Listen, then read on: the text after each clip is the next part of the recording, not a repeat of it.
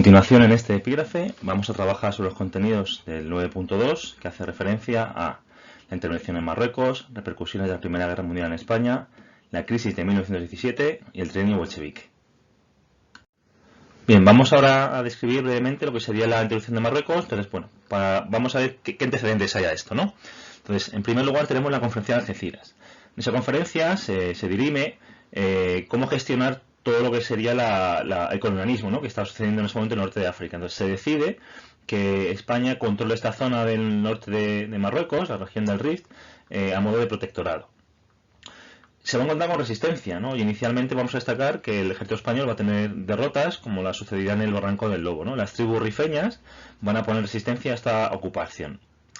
El hecho quizá más relevante es, bueno, pues quizá lo cito antes, lo que sería la derrota de la batalla anual en 1921, en el que el general Silvestre pues mandó tropas para intervenir en esta región y derrotar a los rifeños, liderados por Abdelkrim, y van a ser seriamente derrotados, ¿no? 13.000 soldados españoles se estiman que perdieron la vida en esta batalla.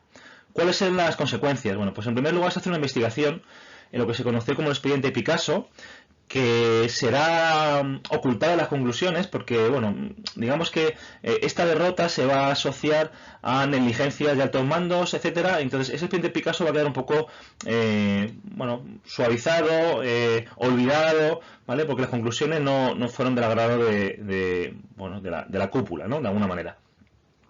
¿Qué más va a provocar? Pues, como no puede ser de otra manera, la impopularidad de esta intervención en Marruecos, y como consecuencia pues la popularidad de partidos políticos como PSOE o republicanos, que van a abogar, que van a defender pues el abandono de esta guerra, ¿no?, de esta intervención. Finalmente, pues este desprestigio militar, unido a toda la situación de tensión social, política y económica, va a terminar con lo que sería un golpe de Estado de Primo de Rivera, de general, que va a tener como uno de sus grandes objetivos el terminar con este conflicto, y mandará muchas tropas y habrá una intervención militar a gran escala en lo que se conoce como el desembarco de Alhucemas, en el que definitivamente las tribus rifeñas pues serán derrotadas. Bien, en esta diapositiva vamos a analizar las repercusiones de la Primera Guerra Mundial, conflicto que se desarrolla entre 1914 y 1918. ¿Cuáles van a ser las consecuencias? Bueno, pues en primer lugar lo que tenemos que destacar es que España se va a declarar neutral en este conflicto, ¿vale? Después de esa desastre del 98, España va a tener una postura bastante alacionista a nivel exterior, ¿vale? Y bueno, pues España se va a declarar neutral, no va a decantarse por ninguno de los dos bandos. A nivel interno sí que va a haber dos posturas, ¿no? Los que estén a favor de los aliados, llamados aliadófilos, que eran principalmente los liberales, y los que estén a favor de la postura alemana, que eran los llamados los germanófilos. Ya digo que aunque no fue una intervención militar directa, sí que políticamente pues van a tener una postura en la que los liberales apoyan a un bando y los moderados más a otro. Consecuencia positiva a nivel económico pues va a ser el estímulo de la industria y el comercio. ¿Por qué? Es un momento en el que gran parte de Europa está en guerra y hay un país neutral que es España, pues España va a exportar cantidad importante de productos a estos países que lo necesitan, ¿vale?, para poder seguir desarrollando su actividad económica y mantener sus países. El aumento de la demanda. El aumento de la demanda de productos lo que va a provocar es una inflación. En ese sentido, los precios van a subir, especialmente de los productos básicos. Entonces, esto, al no poder importar productos de fuera, puesto que están en guerra y solamente exportas, pues hay determinados productos que no se producen en España, que va a provocar pues que lo poco que hay pues aumente el precio. Esto va a provocar situaciones de tensión en la sociedad, que tendrá como consecuencia la radicalización del sindicalismo, que se va a ver reforzada por la Revolución Rusa del 17. En ese sentido, vamos también a resaltar que cuando se termina la guerra mundial, todo ese producto que podían exportar dejan de exportarlo, puesto que ya los países no lo necesitan, y pues va a suponer el fin de muchas fábricas y de minas. ¿Qué consecuencia final tendrá esto? Pues obviamente un aumento de diferencia de clases, ¿no? Porque, como podéis imaginar, estas actividades económicas que se potenciaron durante la Primera Guerra Mundial básicamente dan trabajo a la clase obrera y trabajadora.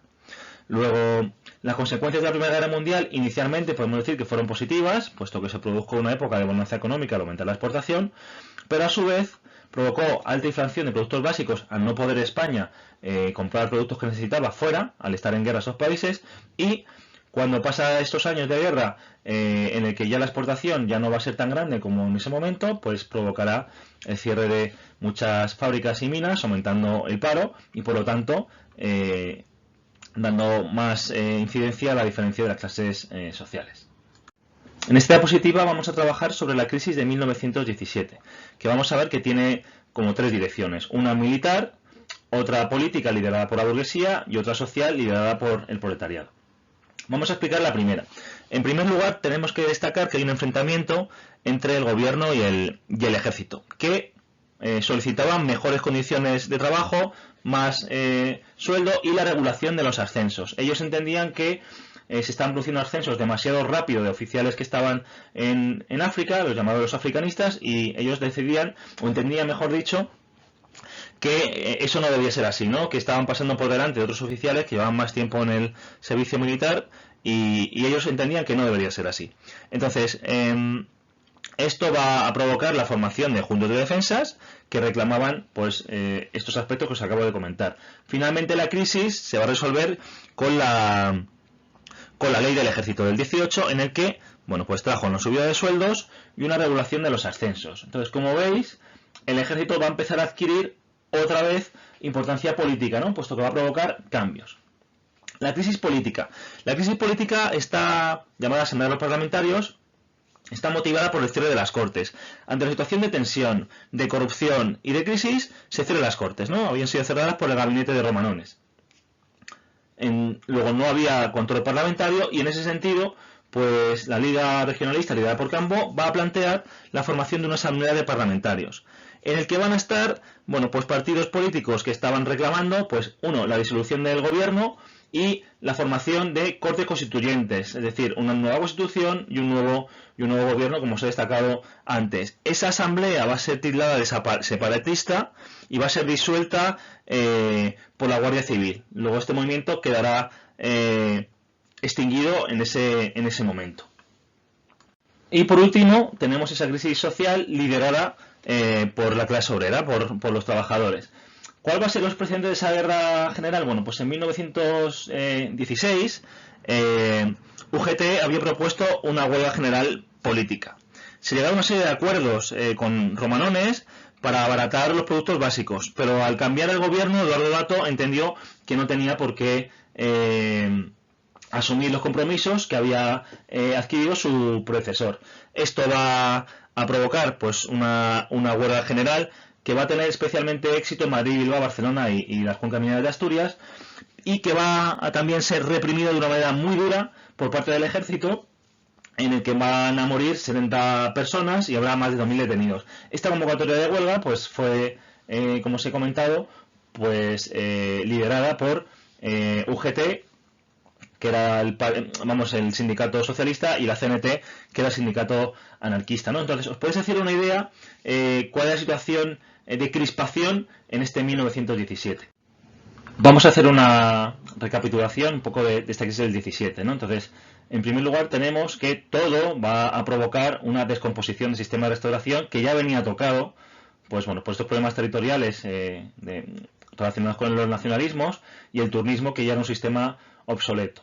La Revolución Rusa va a servir de inspiración a partidos políticos y sindicatos obreros como inspiración, ¿no? Es decir, de que se puede transformar la sociedad pues mediante el sindicalismo y la lucha obrera. El ejército militar, que estaba relacionado, ya os he dicho, con dificultades económicas, con el desacuerdo con el sistema de ascensos o la macrocefalia, que era un oficial por cada 3 soldados, que era algo insostenible, ¿no? Y por último, las consecuencias de la Primera Guerra Mundial, que va a ser paro y miseria e inflación, es decir, subida de precios básicos. Esa crisis de 1917 pues se ve en tres patas, como os he comentado antes. La crisis política, liderada por la Asamblea de Parlamentarios. Al estar cerradas las Cortes, pues se convoca una asamblea extraoficial, ¿no? Fuera de lo que sería el sistema jurídico, dentro de las Cortes, que será reprimida por el ejército. La protesta militar encauzada por la Junta de Defensa, que conseguirán sus objetivos, y la huelga general revolucionaria, consecuencia de esta crisis económica, que terminó en paro y miseria y subida de precios. Bien, ¿cuál va a ser las consecuencias de esta crisis del 17? Pues en primer lugar, la crisis del sistema político de restauración, la fragmentación de los partidos dinásticos y el aumento del republicanismo.